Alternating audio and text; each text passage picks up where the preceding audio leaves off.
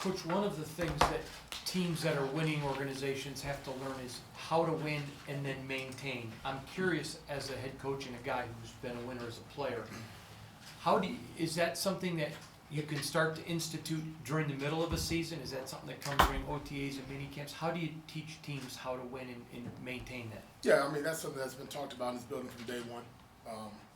And it's continued. We talked about that today, just having a winning stamina mentality.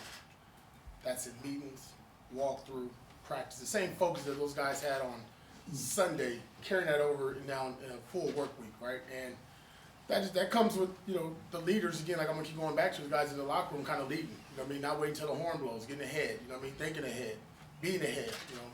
Obviously we had great meetings and some great walkthroughs, and we'll just keep pushing like that, and then we'll go on the grass and keep pushing forward. I tell you, I'd imagine when you look at the Jets' record, it doesn't maybe line up to what you see on film. This is a pretty decent football team, especially defensively. What is it that you see about the Jets that presents some trouble? No, play hard, physical up front, both sides of the football. They're built well with the offensive line, big, massive gentlemen. On the defensive line, obviously, very skilled, talented, length, mass. I mean, looks good, And then in the back end, they, obviously, Sauce Gardner's a problem. But that's secondary. They play well. They're in sync. Good football program. And obviously, for us, we're going to have to be on our P's and Q's and dial it up and match their energy as well. You kind of just said Sauce Gardner is a problem. When you talk about him as a player, when you look at him on film, what are some problems that he presents, and how are you looking forward to seeing that challenge against Devontae? Yeah. I mean, one thing we know where he's gonna be at, right? He's gonna be on that left side or right. But very talented individual, a lot of confidence, swag, ball making, ball hawking, creates opportunities for his defense with his length, plays to the strength of the system as well, knows where his help is. Smart football player, really good football player, very talented. It's going to be fun to watch whoever he's matched up on and just watch how our guys compete against him.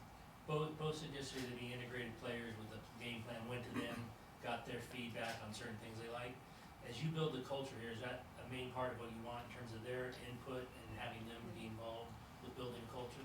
Yeah, I think it's important that, you always go back to the players and ask, hey, what are you comfortable with? Especially now for Bo, right? New play caller, getting a feel for your players. Again, we talked about this last week, the synergy, energy, and the feel for one another.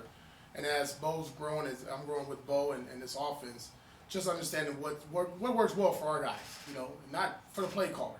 How do we execute? What do we execute at a higher level with? And those guys did have some input. I asked them to do that as well.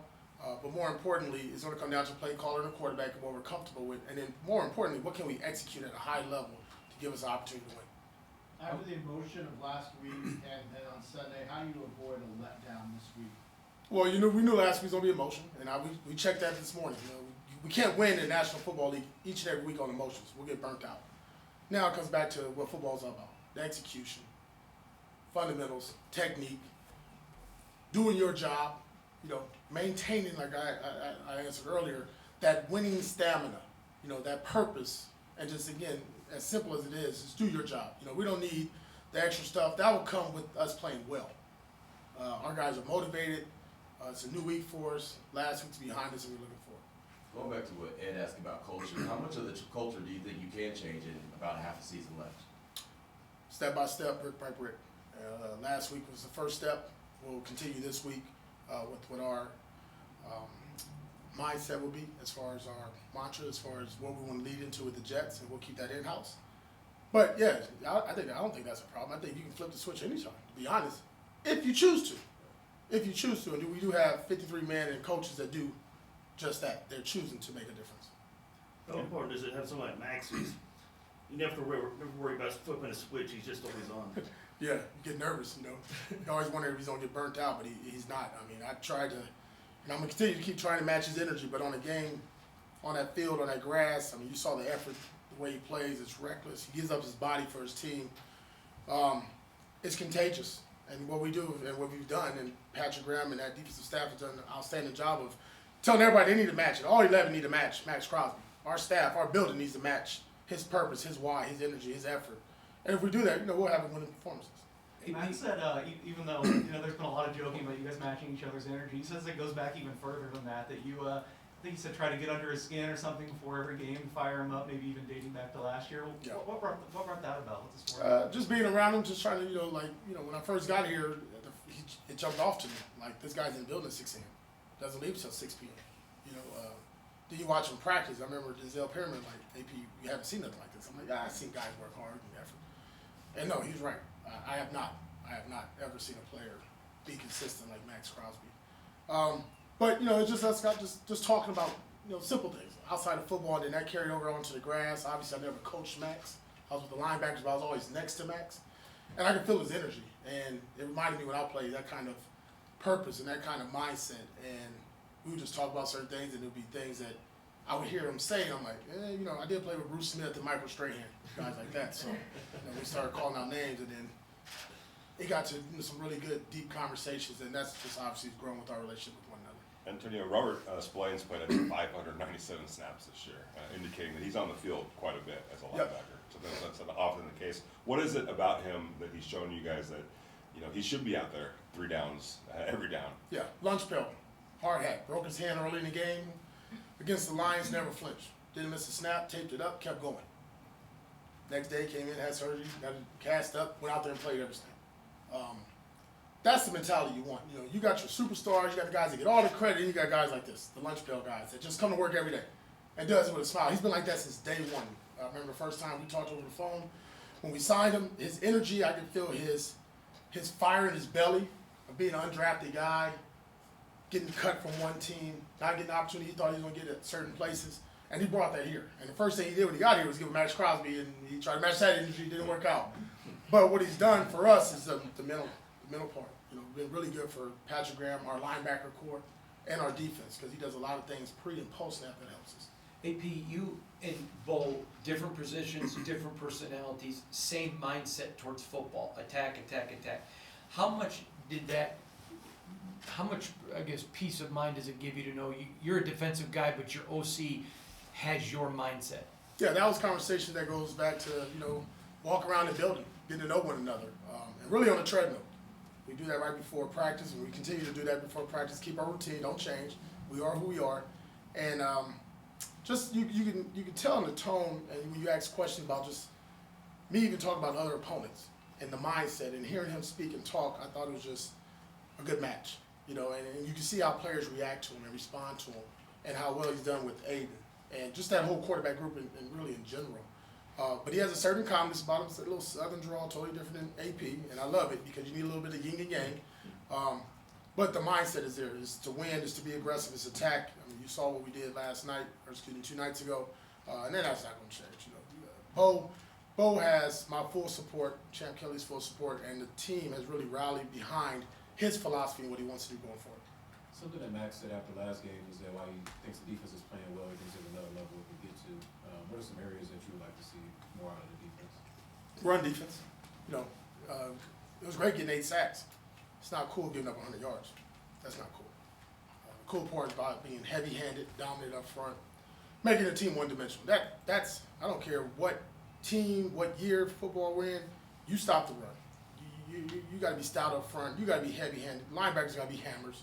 The corners got to come out there and be secondary support players, and our back end got to come down there and bring that thump. And until you really establish that, you can't be the defense we really want to be, and that's what Max is saying. So for us, it's really about being heavy-handed up front. PG and Matt Edwards and Robbie Leonard do a great job of that every week, just harping that. But now we got to do it each and every week. We got to be consistent, and we do that. We got pass rushers, and they showcased that the last couple of weeks. You had to turn to Amari Burney a little bit on Sunday, and statistically, it looks like you responded. What did you like about the rookie? Well, it really goes back to the Detroit Lions. We had a couple linebackers nicked up. We throw him in. He was inactive for a couple weeks. Goes in here, and here's a guy that's quarterback, wide receiver, safety. Okay, I want to be a linebacker. Now I'm in the pros. Getting used to using your hands, how to play downhill in the run game, confidence, and I think also sometimes it's okay to take a step back. He didn't play for a couple weeks, so what did he do? He worked his tail off on the scout team. And we're sitting there, keep going. And then all of a sudden you get an opportunity on defense, and you just say, man, look, let it loose. All the stuff that we saw on scout team, it's the game. It's just bright lights and the cameras, more cameras. So he's done an excellent job of just, more importantly, taking the mental aspect of the game and studying why he has not been playing, and that's been showing up on film. How much does it benefit him that he's teachable? I think the one thing we've done here from a personnel standpoint is bringing in smart, tough, dependable guys. You know, he's at practice, he's in meetings, he stays late. You always see him studying. He's asking questions. He's not a big rah-rah guy. Sometimes you kind of lose him a little bit because he's a rookie, and the rookies get lost. You got to grab him back in. But he's done an excellent job of just keeping his focus, especially when you're not playing, because you can kind of get lost in the shuffle, right? And he has not done that. And when I was in the linebacker room with him, you know, the countless hours that we spent outside of meeting time of getting that extra film session is now paying off, and the kid has confidence as he goes on the field. Going back to stopping the run, is that going to be an extra emphasis this week with Brees Hall coming into the town on Sunday night? I would think so. I mean, the explosive runs that he has, 80, 70-yard runs, get to the outside, very patient runner, big. I tried to recruit him out of college. He told me no right away. I was like, okay, cool, no problem. But this is a different back. You know, this is going to be challenging for us up front. We understand that. They don't hide it when they want to run. We know they want to run. We know they want to be tough and get after the run game. And that's what our guys are. And it's a great challenge for us this week. And the guys did it with a smile today in the meetings and in the walkthrough. And we'll see how practice looks. You were just talking about Amari, another rookie that kind of stepped up, is Nesta J. Severa, a guy that was activated. What went to the decision of kind of bringing him up in the progression you've seen from him as well? Yeah, I think you see it across the league. Mid-season, hey, those rookies need to start going, right? Some of the vets have taken a lot of pounding. It's now time, like, look, you've been in the league 8-9 weeks, you know, you've done a great job in practice. You know, now let's see who's on the field. He only played a few snaps, but, you know, another, you know, gentleman I recruited out of college, you know what I mean, when I was at the previous employer, and he did an excellent job of when he got in the game of just being physical. Like, we didn't need to make plays. Just, hey, do your job. You know, do your job, and he did just that, and he's a guy who's going to keep growing as he gets more and more reps. Coach, last week certainly wasn't normal around here. I mean, do you feel it is now? Is this normal? Is that something you want? Do you want routine and normalcy, or do you want kind of, you know, what last week was emotional? No, I don't want last week. I like organized chaos.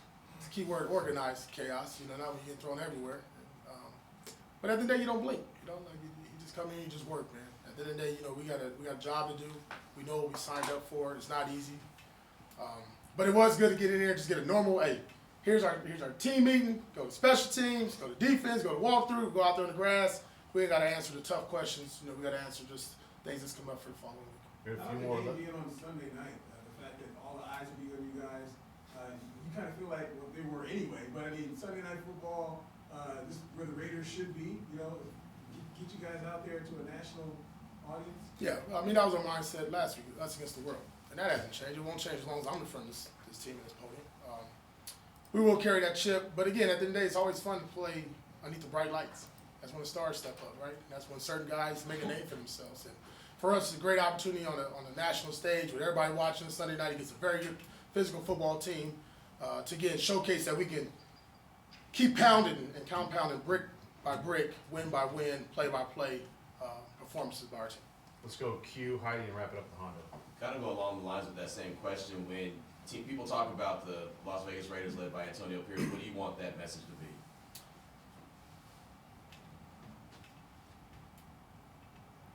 Yeah, you know, first and foremost, just a mentally tough team. You know, team that you see out there saying, damn, that's how football's supposed to be played. Running the ball, stopping the run, having fun, doing it as a team. And more importantly, like the love and passion for the game. I hope that when if you never get to come to one of our games in the stadium, that when you watch on television, like, damn, them dudes love ball. They love ball. They love playing for one another. And if I can get that, I've accomplished one of my goals. I want to ask Coach just how excited you get for the opportunity to go up against a coach who's very defensive minded like yourself. Yeah, it's always good, defensive coach. You can know what kind of game it's going to be. It ain't going to be a shootout, I can tell you that, right? So, but no, it's obviously a lot of respect for Robert and his staff and what they've done. I've got a lot of friends on that staff. Respect what they've done, what they've been able to accomplish. They've gone through a lot of, you know, off the field and turmoil on the field with as far as injuries and things that they have overcome. But much respect. He's done it for a long time in this league. I've watched him going back to when he was the Niners and how he's moved up in his ranks. Respect him, yeah, just not challenges. But again, the best part about it, me and Robert don't play against one another. You know, he's got to get Devontae. I got to worry about Bell and Williams and all those guys that got on their side of the ball. So it's going to be fun to watch. Coach, you talked about being born a Raider. I'm just curious, coaches get in a box and they're just so busy. Have you been able to take a moment and appreciate, wow, this dream, I mean, I'm here now. Are you able to appreciate it yet, or is it just so fast you can't? No, you gotta take it. I mean, I tell our players that's why we gave them time off. Sit back and really enjoy the fruits of our labor. Too often we just pound, and next thing you know, you pound yourself right in that grave, and you don't really reap the benefits of your labor. So for me, yeah, right after that game, I went home and just kind of like, just breathe and just no TV, no music, just kind of like just try to reflect on what just transpired, the last several days. But then you realize you're in the National Football League and it's back to work and you want to do it again. That's the best feeling about it. That locker room feeling is what all our guys were talking about today. I want more, they want more, I want more. I want to stay in there longer with them and celebrate. I want to do that kind of stuff. So, no, listen, when I'm done playing the game, when I finally, decide like, hey, peace tapped out, I'm retired, go wherever I need to go, that, wherever I've been, I made people proud of me, the gentlemen around me better, brought people from the bottom up to the top, just like people have done for me, and I'll be okay with that.